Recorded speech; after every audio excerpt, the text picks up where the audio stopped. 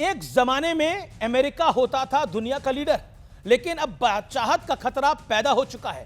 यह मेरा दावा नहीं है, दरअसल डोनाल्ड ट्रंप के कुछ बयानों ने दुनिया भर में यह चर्चा बहुत तेज कर दी है। क्या धरती का मौसम बदलने वाला है? सबसे पहले यह जान लीजिए ट्रंप ने ऐसा क्या कह दिया कि सोमवार को देर रात उन्होंने एक प्रेस कॉन्फ्रेंस बुलाई।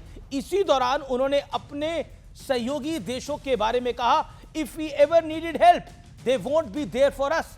फिर नेटो को चेतावनी दी, बकायदा कहा अगर सहयोग नहीं किया तो your future will be very very bad. Trump ने यह भी एक्सेप्ट किया कि युद्ध में जाने से पहले उन्होंने नहीं सोचा था ईरान, कतर, सऊदी अरब, यूएई, बहरीन, कुवैत पर हमला बोल देगा। हम ये देखकर चौंक गए। 18-19 दिन पहले डोनाल्ड ट्रंप खुद को दुनिया का नंबर 1 पीस मेकर बताते थे, याद है ना आपको? 60 से ज्यादा बार भारत और पाकिस्तान के बीच युद्ध विराम का वो खुद दावा कर चुके हैं, जबकि उनका कोई हाथ नहीं है इसके अंदर। खुलेआम नोबेल पीस प्राइज की डिमांड कर चुके हैं ट्रंप साहब, लेकिन अब कंधे झुके हुए लग रहे हैं। और जानते हैं दुनिया क्या कह रही है?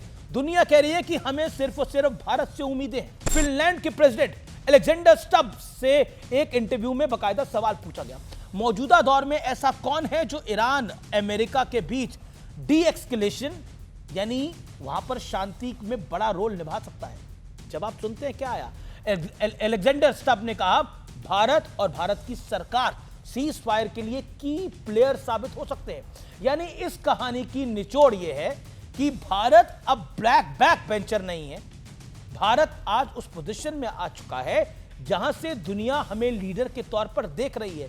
यह बात कोई भारतीय जनता पार्टी का नेता नहीं कह रहा, कोई आरएसएस का आइडियोलॉग नहीं कह रहा, ये एक देश का राष्ट्राध्यक्ष कह रहा है। ये बहुत बड़ी बात है। ट्रंप की दूसरे दौर में वापसी के बाद उनके कुछ फैसलों ने अमेरिका को दुनिया से बहुत दूर कर दिया। उनके सबसे पुराने दोस्त भी आज उनके साथ खड़े होने को तैयार नहीं है। ये फैक्ट है, सत्य और तथ्य है। आपने कब आखिरी बार ब्रिटेन को अमेरिका से अलग चलते हुए देखा?